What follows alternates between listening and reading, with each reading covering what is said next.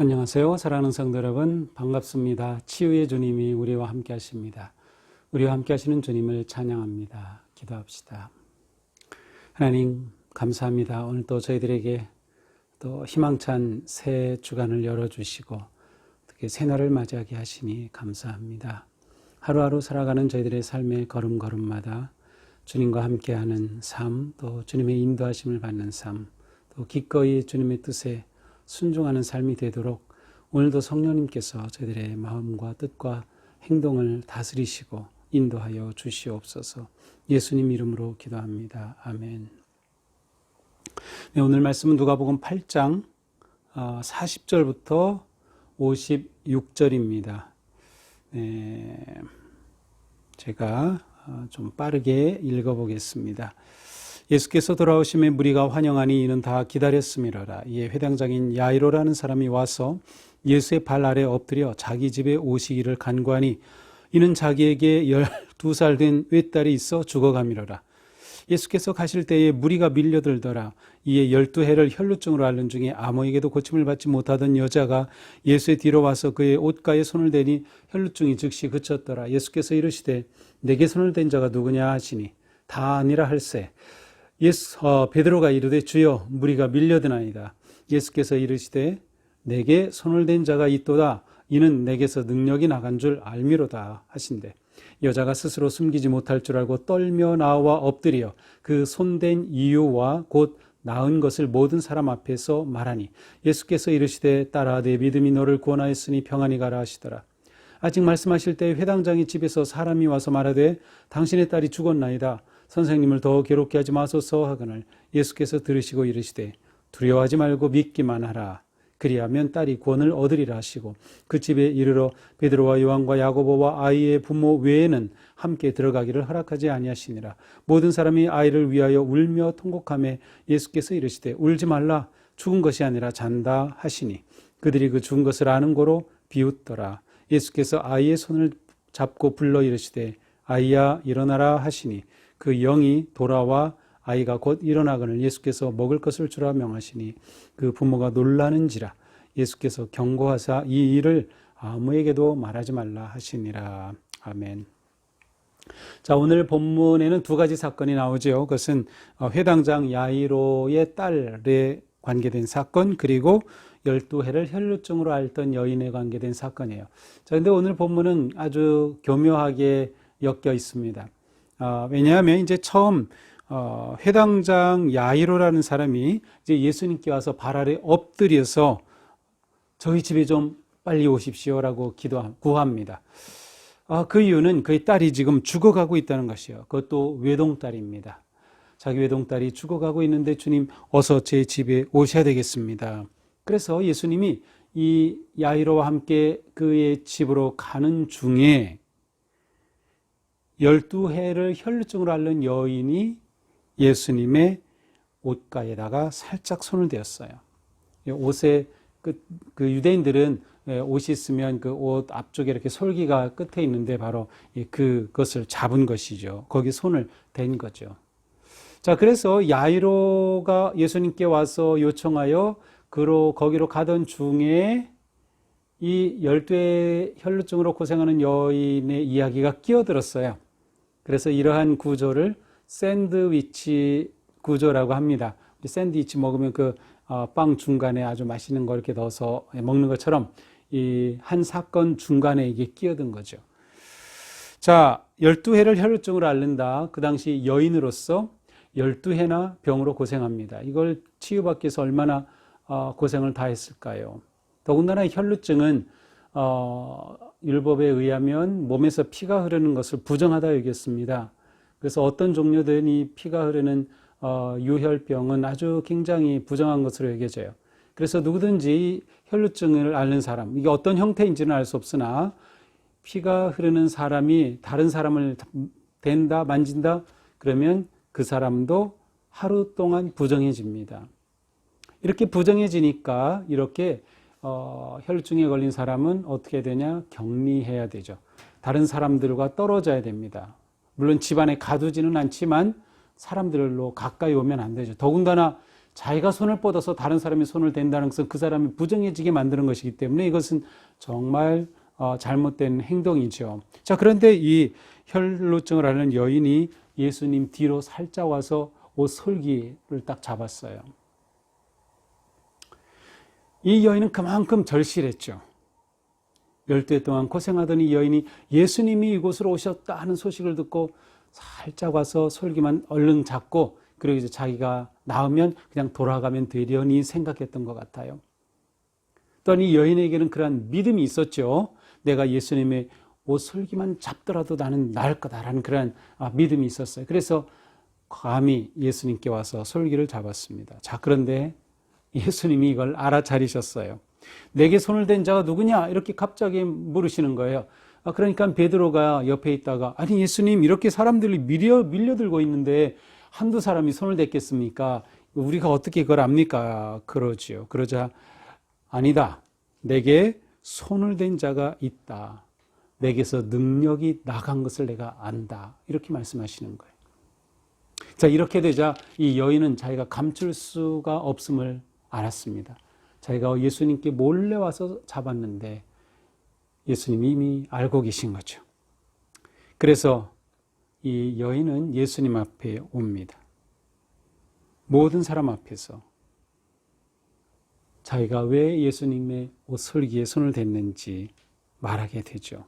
자, 그러자 예수님께서 이 여인에게 이렇게 말합니다. 딸아, 내 믿음이 너를 구원하였으니 평안히 가라. 내 믿음이 너를 구원하였으니 평안히 가라. 이 여인의 그 두려움과 가지고 있었던 모든 짐을 한꺼번에 다 내려놓게 해주시는 놀라운 축복의 말씀이었어요. 딸아, 부르신 것 자체가 너무 친근하죠. 딸아, 내 믿음이 너를 구했다. 내가 치유되었다. 이제 평안히 가라. 평안히 가라라고 하는 것은 그냥 가라고 한 의미보다 더 깊은 의미가 있어요. 이것은 유대인들의 이제 헤어질 때 인사인데, 우리 다시 만나, 그러한 의미가 담겨져 있어요. 영어로는 see you again, 뭐 이런 식으로, 다시 봐, 이런 식으로. 그러니까 이 여인은 이제 치유받게 되고, 율법에 따라서 그가 정결하게 되면 이제 믿음의 그 공동체, 또 가족 공동체, 그 사회 공동체 안에 얼마든지 들어올 수 있는 그러한 자격을 얻게 되는 거죠. 다시금 보자. 그러한 의미가 담겨져 있습니다. 자, 이렇게 예수님께서 아닙니다. 이 12 혈증을 하는 여인을 고쳐주시는 동안에 이제 이 야이로의 집에서 한 사람이 달려오고 있습니다. 이렇게 달려와서 이 야이로에게 말합니다. 당신의 딸이 죽었습니다. 그러니까 야이로가 집을 떠날 때는 이 아이가 아직 죽지는 않고 정말 중병에 걸린 상태였는데 그 사이에 그만 이 딸이 세상을 떠난 거죠. 그러니까 더 이상 선생님을 괴롭게 하지 마소서. 그러니까 예수님 더 이상 집에 오시라고 하지 마소서. 딸이 죽었습니다. 이제 끝났습니다. 가망이 없습니다. 라는 거죠. 자, 그런데 예수님께서 이 말을 들으시더니 두려워하지 말고 믿기만 하라. 그리하면 딸이 구원을 얻으리라. 이렇게 말씀하셔요. 두려워하지 마라. 믿기만 해. 그러면 내 딸이 구원을 얻는다와 치유된다는 같은 의미입니다. 내 딸이 치유될 거다라고 말씀하셔요. 야이로는 예수님의 이 말씀만 믿고 예수님과 함께 집으로 갑니다. 자, 가서 보니까 사람들이 아이를 위해서 울고 통곡하고 있어요. 이 통곡하는 것은 아이가 죽어서 슬퍼서도 통곡하는 거지만 누군가 죽었을 때 이제 장례의 시작이기도 합니다. 그래서 이 아이가 죽었다고 하는 것이 객관적으로 사람들에게 다 얘는 죽었구나 라고 하는 것이 이제 다 알게 된 상황입니다. 자, 이때 예수님께서 그 집에 이르러서 베드로, 야고보, 요한과 함께 다른 사람들은 들어오지 못하게 하고 이 아이의 부모와 함께 그 집으로 들어갔어요. 그 아이가 있는 곳에 들어갔겠죠. 그러면서 예수님께서 말씀하십니다. 울지 말라. 죽은 것이 아니라 잔다. 자, 사람들은 이제 이 아이가 죽었다고 생각했어요. 그러나 예수님은 죽은 것이 아니라 잔다. 예수님께 죽음은 잠깐의 잠을 자는 것과 같아요. 그러나 사람에게 죽음은 영원히 잠을 자는 거죠. 그래서 누군가 세상을 떠나면 영면했다 이런 표현을 우리가 쓰죠. 영원한 잠이 들어가죠. 그러나 예수님께 죽음은 영원한 잠이 아니에요.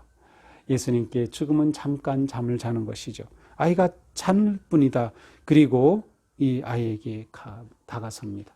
사람들은 예수님이 말을 듣고 비웃었어요. 아니, 아이가 죽은 거 우리가 다 뻔히 아는데 자고 있다니 말도 안 돼. 예수님을 비웃죠. 그때 예수님은 아이에게 가서 명령하십니다. 아이야, 일어나라. 그러자 이 아이에게 영이 돌아와서 아이가 곧 일어납니다. 얼마나 놀라운 기적입니까? 예수님은 이 아이에게 먹을 것을 주어라. 부모가 깜짝 놀랐어요. 죽은 딸이 살아났으니 말이죠. 그냥 살아난 게 아니라 치유되었으니 말이죠. 그 부모에게 예수님이 말씀하십니다. 이 일을 아무에게도 말하지 말라. 예수님의 함구령이죠. 예수님의 복음서에 나오는 함구령은 예수님의 십자가 달려 돌아가실 진정한 그리스도의 모습이 드러날 때까지는 계속 함구령입니다. 왜냐하면 예수님을 정치적인 메시아, 또 메시아가 십자가 달려 고난받으시는 것에 대해 이 사람들이 깨닫지 못하고 있기 때문에 계속 함구령을 내리시죠. 예수님이 메시아인 것에 대한 잘못된 기대와 생각을 품는 것을 막으시는 거예요. 자, 이것이 오늘의 본문입니다. 두 개의 치유, 회복의 사건이 있었죠. 12의 혈증을 앓던 여인의 치유와 12살 난 야이로의 딸의 죽음에서 살아난 그러한 이야기입니다. 자, 오늘의 이야기를 보면서 우선 우리 혈루증을 앓던 여인을 좀 생각해 볼까요? 예수님께서는 이 여인의 믿음을 인정해 주셨습니다. 딸아, 네 믿음이 너를 구원하였으니 평안히 가라. 이 여인이 가지고 있었던 믿음은 어떤 믿음인가요? 자, 우선 우리에게 믿음이 있다면 그 믿음은 행동으로 나타납니다. 믿음은 행동으로 나타난다. 이 여인은 예수님에 대한 믿음, 치유하시리라는 믿음이 있었기 때문에 어떤 행동으로 나타났어요? 예수님을 찾아왔고 예수님의 옷 솔기를 만졌죠. 믿음은 행동으로 나타납니다. 자, 믿음은 또한 주님의 능력을 바라봅니다. 이 여인은 자신의 이 2년 넘게 고생을 했던 이 모든 것에서 오직 주님의 능력만을 바라보는 거예요. 12해라는 수 꼭 12해일 수도 있지만 12라는 숫자 자체가 완전하다는 뜻이 있기 때문에 이 여인이 정말 갈 때까지 갔다는 그런 의미도 있어요. 이 병이 완전히 중병, 더 이상 치유될 수 없는 고질병이 된 그런 의미도 있죠. 그러나 믿음은 예수님의 능력을 의지하게 하고 그 능력을 의지하기 때문에 행동하게 한다는 것이죠. 더 나아가서 이 믿음은 모든 장애물을 넘어서게 합니다. 이 여인에게 있어서 누군가에게 의도적으로 손을 뻗어서 댄다는 것은 율법을 범하는 죄였습니다. 그러나 이 여인은 그 모든 것을 넘어섰어요. 자기가 치유되리라는 확신이 있었기 때문에 감히 예수님께 손을 대었던 것이죠. 물론 예수님은 그 여인이 손을 댔다고 해서 부정해지신 것이 아니라 오히려 그 병을 치유하시는 그러한 하나님이셨죠. 예수님은 여인 때문에 부정해지신 것이 아니에요. 오히려 정결하게 치유하신 주님이셔요. 자, 이처럼 믿음은 어떠한 한계를 넘어서게 하고 경계를 넘어서게 합니다. 그리고 이 믿음은 주님께서 역사하시고 일하시는 놀라운 길이 되는 거죠. 그러니까 우리가 살아가면서 주님의 역사와 주님의 일하심을 기대한다면 우리에겐 믿음이 필요하다. 그리고 우리에겐 이 믿음이 있기에 믿음으로 행동한다라고 하는 것이죠. 오늘 우리가 가져야 될 믿음은 어떤 믿음일까요? 이 코로나의 어려움과 위기 상황 속에서 우리가 버릴 수 없는, 포기할 수 없는 믿음. 그래서 우리가 그 믿음을 가지고 있기에 우리는 어떻게 행동하며 어떻게 주님을 의지하고 기대하고 있나요? 우리에게 이 놀라운 믿음이 있을 때 오늘 우리의 삶은 주님의 일하심과 역사하심을 신뢰하는 능력의 삶으로 나아갈 수 있을 것입니다. 자, 또한 우리는 이 회당장 야이로를 생각해 볼 수 있어요. 일단 이 회당장 야이로는 예수님께서 자기 딸을 고쳐주시라는 믿음이 있었습니다. 그러나 불행하게도 집으로 가는 도중에 이 여인을 만나고 좀 지체되면서 자기 딸이 죽었다는 소식을 듣게 되었습니다. 그러나 예수님께서 말씀하시죠. 두려워하지 말고 믿기만 하라. 예수님은 친히 이 야이로에게 믿음을 주시는 그런 말씀을 하셨어요. 믿음의 주이신 주님께서 믿음을 부여하시는 그런 말씀. 너 믿기만 해라. 믿기만 해라. 이 야이로는 주님의 이 말씀을 붙잡고 주님을 따라갔죠. 자, 이 믿음은 죽음을 직면하게 합니다. 자기 딸의 죽음을 대면하게 하죠. 주님이 함께 하시니 정말 무슨 일이 있을까? 예수님이 치유하셨을 때 깜짝 놀라는 것을 보면 아마 살릴 거라고까지는 믿지 못했는지 모르겠어요. 치유하실 것은 기대하였지만 이렇게 죽은 딸을 살릴 거는 아마 기대하지 못했을 가능성이 큽니다. 그럼에도 불구하고 주님을 내 집에 모시는 거예요. 주님을 내 문제의 현장으로 초대하는 거죠. 이것이 중요합니다. 우리의 삶의 문제와 고통의 현장에 주님을 불러야 돼요. 주님을 초대해야 돼요. 주님께 그 자리를 만나도록 내어 드려야 하는 것이죠. 믿음은 고통의 상황에 주님을 초대한다는 것입니다. 오늘 우리의 삶 가운데 주님을 초대해야 할 곳이 어딘가요? 주님을 초대해야 할 자리가 어디인가요? 두려워하지 말고 대담하게 주님을 그곳으로 초청하시기 바랍니다. 주님께서 명령하시고 만지시고 치유하시고 고치시는 놀라운 역사가 오늘도 우리의 삶 가운데 일어나기를 주님의 이름으로 축복합니다. 기도합시다. 주님, 오늘은 12살 된 딸의 죽음을 살려내신 주님의 기적, 그리고 12년 동안 혈루증으로 고생했던 이 여인을 치유하신 주님의 역사를 보았습니다. 믿음이 이렇게 위대하고 놀라운 열매를 가져옴을 다시금 보았습니다. 주님, 저희에게도 이러한 믿음을 주옵소서. 우리에게 믿음이 있어 행동하게 하시고 믿음이 있어 어떤 환경과 어려움도 넘어서게 하시고 또 믿음이 있어 우리의 문제 한가운데 주님을 초청하고 주님을 모실 수 있도록 우리에게 믿음을 더하여 주시옵소서. 예수님 이름으로 기도합니다. 아멘. 네, 오늘도 믿음으로 멋지게 승리하는 하루가 되기를 주님의 이름으로 축복합니다. 사랑합니다.